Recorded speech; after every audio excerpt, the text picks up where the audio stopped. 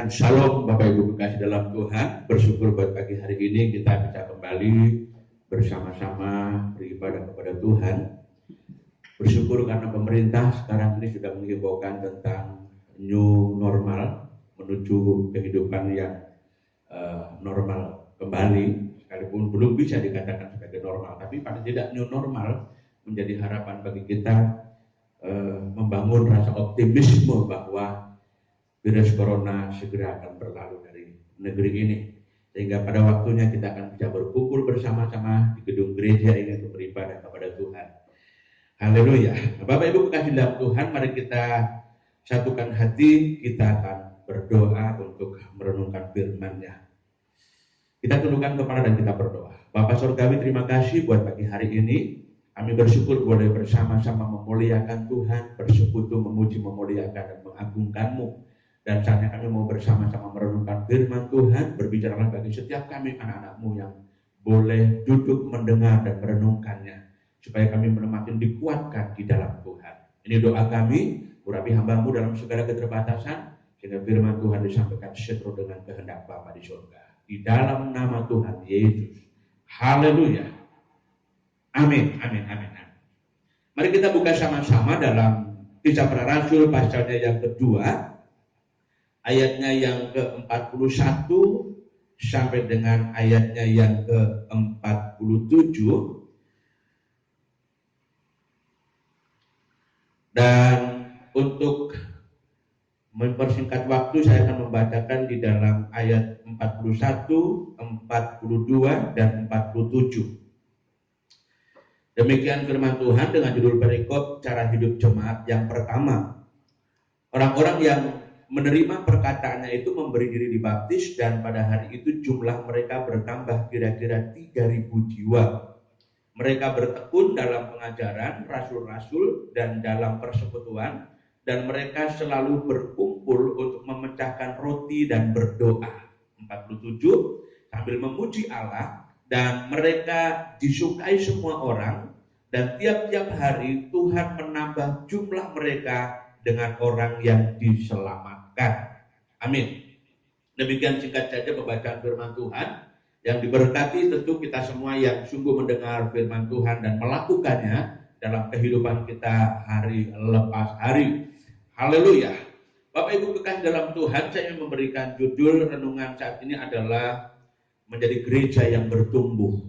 Gereja yang bertumbuh. Saudara yang kekasih dalam Tuhan, sesungguhnya menarik memang ketika kita mencoba untuk berbicara tentang pertumbuhan gereja atau gereja yang bertumbuh. Apa yang menjadi kunci bagi gereja agar gereja itu menjadi gereja yang bertumbuh secara sehat, bertumbuh secara benar sesuai dengan kehendak Tuhan.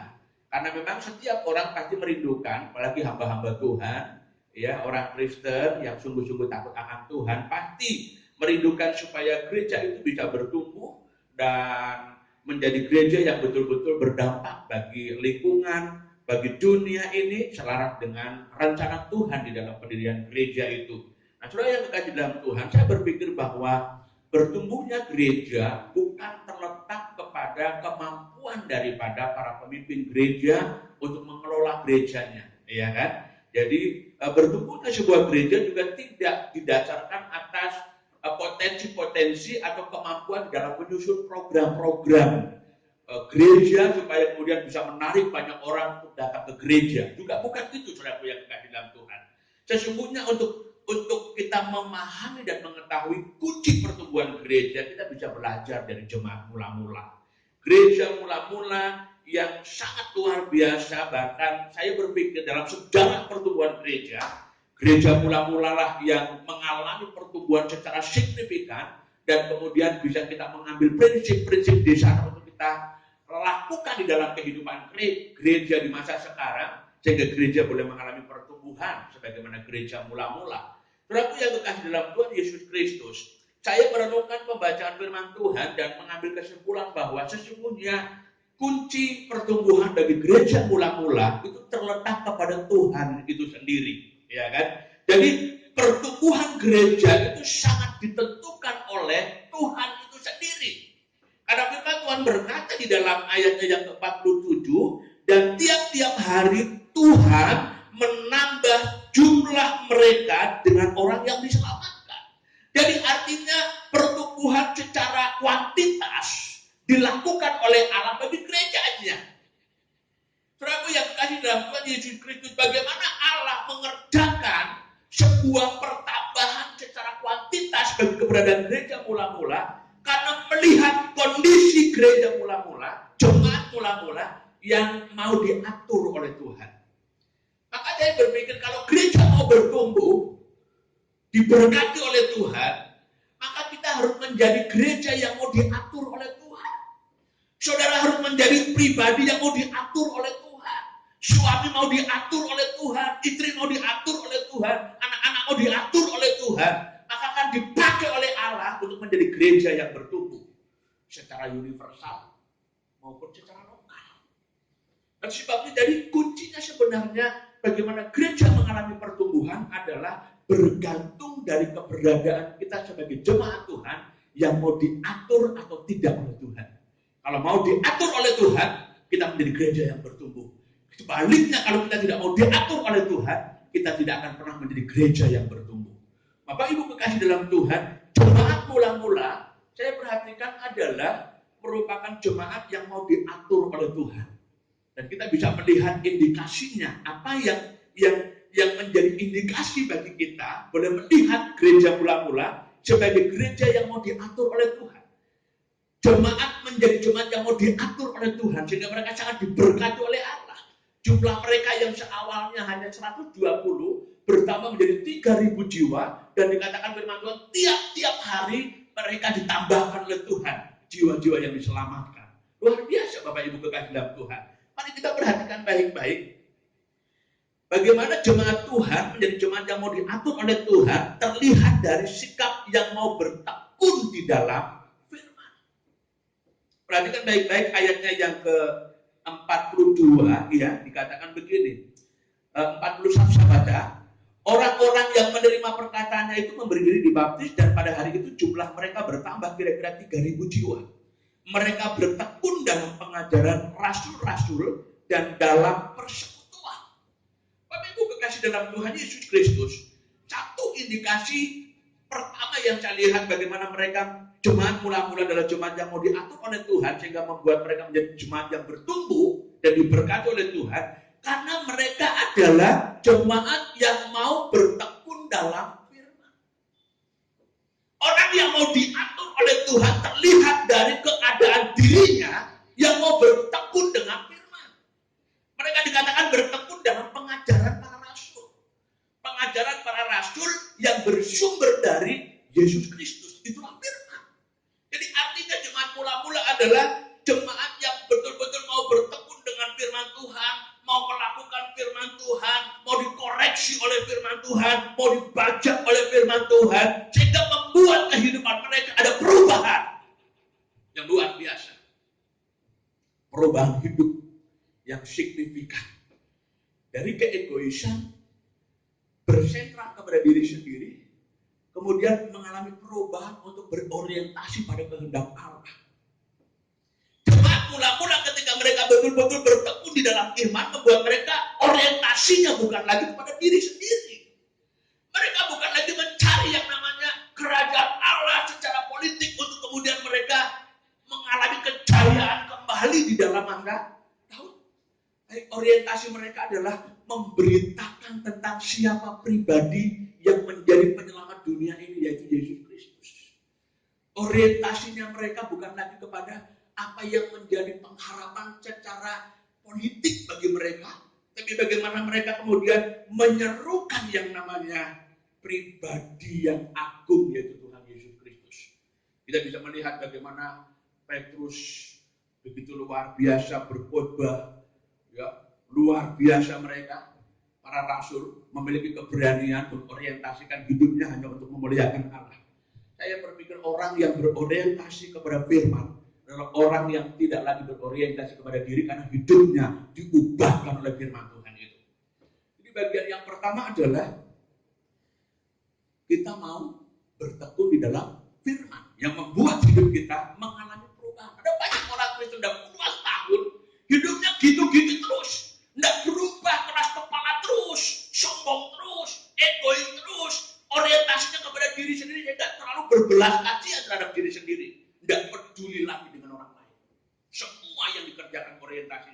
hanya untuk diri sendiri. Hari ini kita diingatkan, kalau kita mau bertumbuh, kalau kita mau diberkati oleh Tuhan, kalau kita mau menjadi gereja yang dipakai oleh Tuhan, maka satu, setiap kita harus selalu menjadi pribadi yang bertekun dalam firman. Kemudian yang kedua, membuat yang kedua adalah jemaat mula-mula adalah jemaat yang bertekun di dalam persekutuan. Ketekunan mereka dalam firman Tuhan mengubah hidup mereka untuk orientasinya bukan kepada diri sendiri, tapi mengorientasikan hidupnya kepada Tuhan, sehingga mereka menyukai sebuah persekutuan. Hidup mereka tidak berkonsentrasi kepada diri. Firman Tuhan menegaskan dan menyaksikan bagi kita bagaimana jemaat mula-mula memiliki semangat untuk hidup bersama, sehingga milikku adalah milikmu. Dan ini terwujud di dalam sebuah ikatan koinonia yang kuat. Persekutuan yang tiap-tiap hari mereka lakukan. Dan mereka makan bersama-sama. Ini luar biasa Bapak Ibu. Jadi persekutuan itu bukan cuma sekedar kumpul dalam sebuah gedung begitu, kemudian mengaku kau saudaramu, tapi tanpa pernah mau berbagi. Sehingga persekutuan itu hanya bersifat okumene. No. Persekutuan yang dimaksudkan oleh Allah adalah persekutuan dalam suasana batin yang betul-betul diikat oleh kuasa kaki Kristus. Sehingga mampu berbagi dengan apa yang dia miliki bagi orang lain. Bapak Ibu kekasih dalam Tuhan Yesus Kristus, gereja bukanlah menjadi tempatnya bagi orang-orang yang banyak mengorientasikan kepada diri sendiri. Tapi gereja menjadi tempat bagi orang-orang yang mau berbagi tentang berkat yang sudah dialami oleh dari Tuhan di dalam hidupnya. Jemaat mula-mula begitu luar biasa membangun sebuah persekutuan satu dengan yang lain, saling menopang satu dengan yang lain, saling menopang, saling menolong, saling melengkapi, saling berbagi, dan mereka merealisasikan yang namanya ikatan koinonia di dalam Tuhan.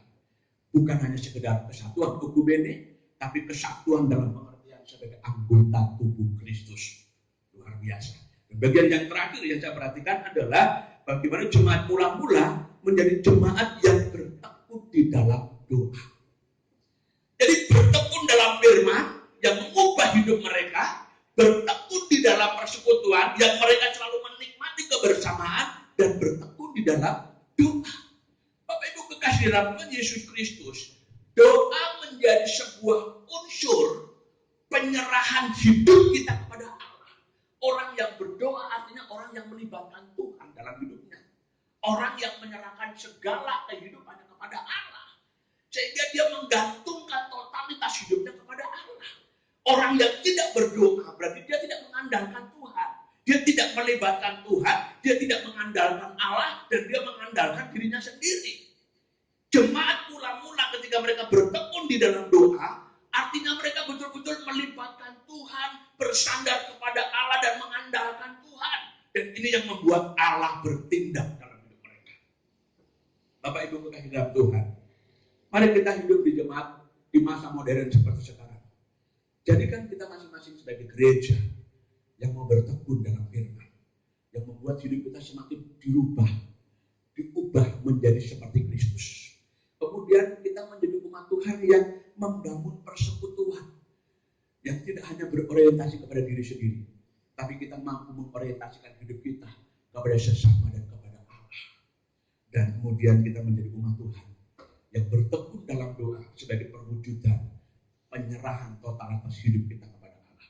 Dengan demikian Allah mengerjakan hal yang luar biasa dalam hidup kita. Kalau Allah sanggup memberkati jemaat mula-mula, tidak mustahil Allah juga tetap sanggup untuk memberkati kehidupan gereja Tuhan di masa sekarang ini. Gereja menjadi sasaran berkat Allah, objek berkat Allah dicurahkan ketika gereja menjadi gereja yang betul-betul bertekun dalam firman, bertekun di dalam persekutuan, dan bertekun di dalam doa secara benar. Kiranya Tuhan memberkati kita semua. Amin. Kita berdoa. Bapak, terima kasih, kami bersyukur untuk firman-Mu. Kiranya meteraikan dalam hati kami semua ya Bapak, supaya kami bukan hanya menjadi pendengar firman, tapi menjadi pelaku-pelaku firman yang sangat menyenangkan hati-Mu. Berkati sedang jemaat Tuhan dalam keberadaan mereka di rumah masing-masing. Tuhan memberkati supaya mereka terus menjadi umat Tuhan yang betul-betul bertekun dalam firman, bertekun dalam persekutuan, persekutuan dan bertekun di dalam doa, artinya membangun hubungan yang benar dengan Allah. Ini doa kami, ini ucapan syukur kami atas kebenaran firman-Mu dalam nama Tuhan Yesus. Haleluya. Amin.